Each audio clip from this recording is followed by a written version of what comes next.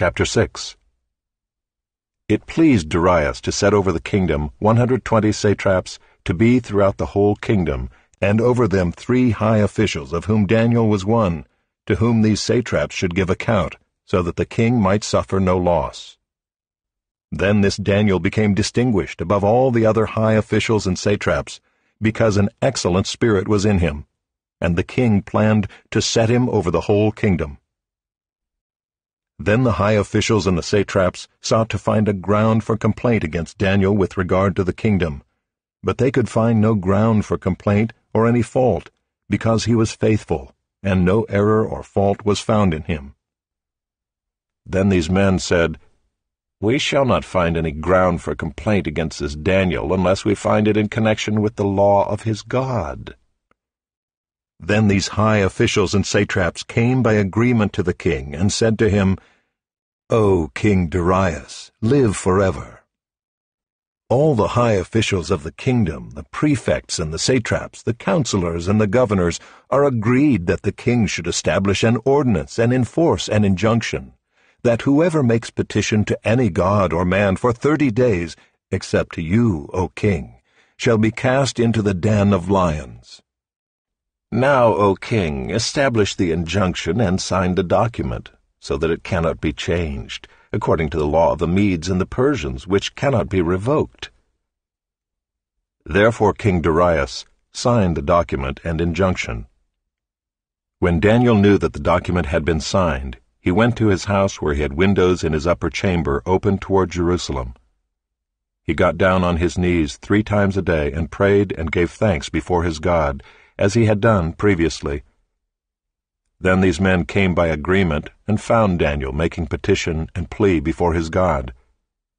Then they came near and said before the king concerning the injunction, "O king, did you not sign an injunction that anyone who makes petition to any god or man within 30 days except to you, O king, shall be cast into the den of lions?" The king answered and said, "The thing stands fast according to the law of the Medes and Persians, which cannot be revoked." Then they answered and said before the king, "Daniel, who is one of the exiles from Judah, pays no attention to you, O king, or the injunction you have signed, but makes his petition 3 times a day."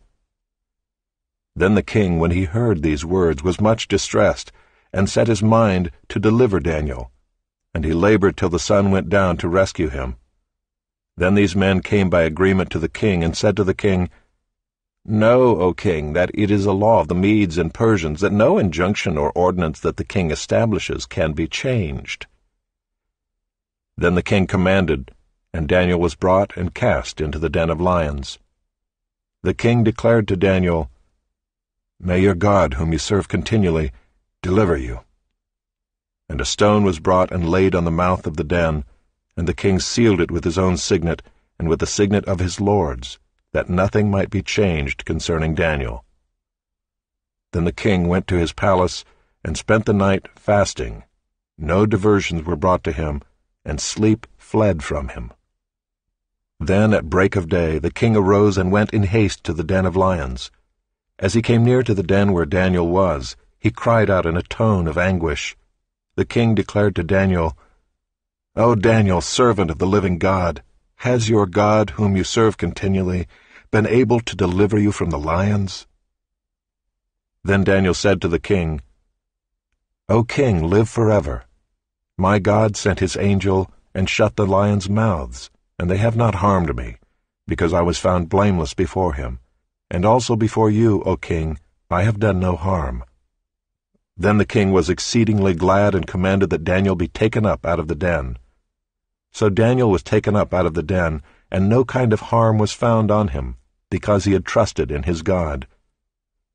And the king commanded, and those men who had maliciously accused Daniel were brought and cast into the den of lions, they, their children, and their wives.